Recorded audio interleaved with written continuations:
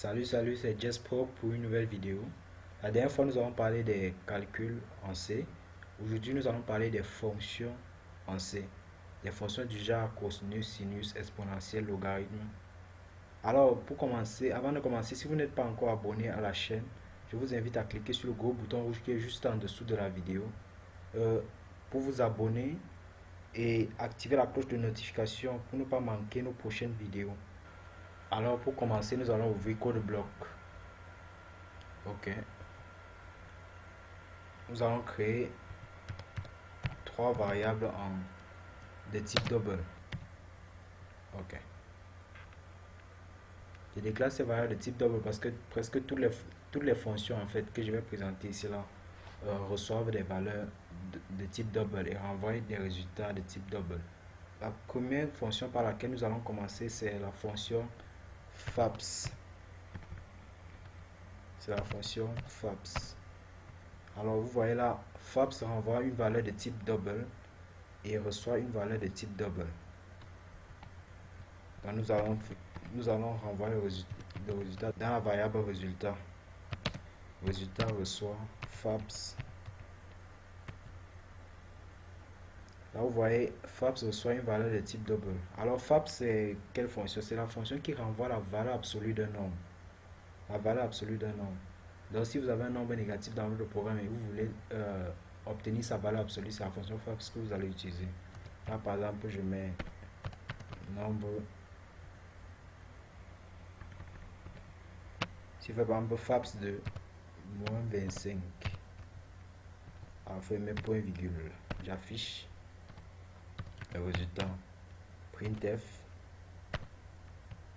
Résultat. 2 points. Pourcentage LF vu que c'est un double. Anti/n. Anti/n. Là je mets la virgule, je mets le nom de ma variable résultat. Ok. Point virgule. J'exécute le programme. Vous voyez bien là, FAPS transforme le moins 25 en 25, en plus 25. Donc c'est une fonction qui calcule la valeur absolue d'un nombre. Et là aussi vous pouvez mettre directement une variable à l'intérieur, il n'y a pas de souci. Vous pouvez directement mettre une variable à l'intérieur, nombre 1 par exemple. Et si nombre 1 était par exemple égal à moins 5, on exécute. Vous voyez, résultat 5. Ok. La deuxième fonction que je vais vous présenter, c'est la fonction sil. Alors, sil.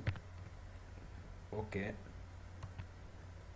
Alors, la fonction sil fait comment? La fonction sil renvoie l'entier supérieur au nombre décimal qu'on a entré. Donc, si par exemple, là, j'encre 2,3, point virgule, on exécute, on voit. Vous voyez, ça m'envoie 3. Donc, ça m'envoie directement l'entier qui est directement supérieur au nombre décimal qu'on a entré. On a 2,3. L'entier qui vient directement après 2,3, c'est quoi? C'est 3. Ok. Et là, je vous présente une autre fonction, l'opposé, la fonction floor. La fonction floor qui renvoie l'entier qui est directement inférieur à l'entier, au décimal que vous venez d'entrer, au nombre décimal que vous venez d'entrer qui est 2. Dans notre cas, nous avons utilisé 2,3. L'entier qui est directement inférieur à 2,3, c'est quoi? C'est 2. Ok. Et la prochaine fonction que je vais vous présenter, c'est la fonction pour. La fonction pour calculer l'exposant d'un nombre.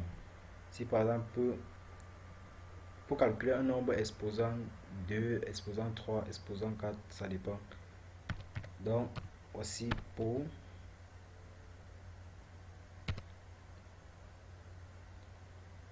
Soit par exemple le nombre 1 exposant 2. Donc c'est sa syntaxe. Ici vous mettez le nombre et ici vous mettez l'exposant. Donc si je veux par exemple nombre 1 exposant 2, ça va me faire, je mets la nombre 1 sur la première partie, je mets une virgule, je mets nombre 2. Là, quand on exécute, ça nous donne, vous voyez bien que ça nous donne 25. Car nombre 1 a pour valeur 5. 5 expo 2 donne combien? 25. Ok. La troisième fonction, la prochaine fonction que je vais vous présenter, c'est SQRT. SQRT. C'est une fonction qui ne prend qu'une valeur en entrée. Alors cette fonction fait comment? Cette fonction renvoie la racine carrée d'un nombre. Si je mets par exemple 4, ça renvoie 2. Si je mets par exemple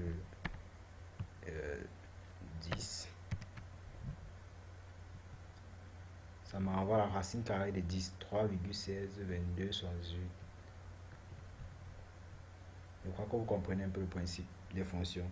Et la suite, la prochaine fonction que je vais vous présenter, c'est la fonction sinus. Sinus, cosinus, tangente. Dans sinus, vous pouvez calculer directement le sinus d'un nombre, par exemple le sinus de 5. Là, vous voyez directement le résultat du sinus de 5. Bon, et cosinus aussi, c'est la même chose. Cosinus, ainsi que tangente. Et il y a également les fonctions arc sinus comme en mathématiques. Arc cosinus, elles s'utilisent de la même manière que sinus. Arc cosinus, voilà, si là on veut calculer arc cosinus de 5, tu exécutes juste et voilà un tas de charabia. Arc cosinus de 5.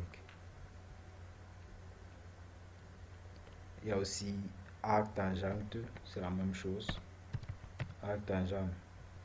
Alors la prochaine fonction que je vais vous présenter, c'est la fonction exponentielle. La fonction exponentielle. Exponentielle. C'est comme ça que ça se note. Pour calculer l'exponentielle d'un nombre. Par exemple, si je veux calculer exponentielle de 5, là je mets juste exponentielle, entre parenthèses, je mets ma valeur 5. Et là je calcule. Voilà ce que j'obtiens. 148. Vous pouvez tester à la calculatrice, c'est exactement ça. La prochaine fonction, c'est la fonction logarithme. La fonction logarithme. Pour calculer le logarithme népérien d'un nombre. Si je veux par exemple calculer log de 5, là, j'exécute juste. Et voilà le logarithme de 5. Et il y a aussi la fonction log 10. Pour calculer le logarithme de base 10 d'un nombre. Donc là, si je veux calculer le logarithme de base 10 du nombre 5, j'exécute juste et voilà le résultat. Ok, c'est tout pour les fonctions que je voulais vous présenter aujourd'hui en programmation C, qu'on peut utiliser en programmation C pour faire des calculs mathématiques. Alors, c'est la fin de la vidéo. Je vous dis à la prochaine pour une nouvelle vidéo. Et avant de partir, si tu ne t'es pas encore abonné, je t'invite à le faire maintenant en cliquant sur le gros bouton rouge qui est juste en dessous pour ne pas manquer nos prochaines vidéos. Merci.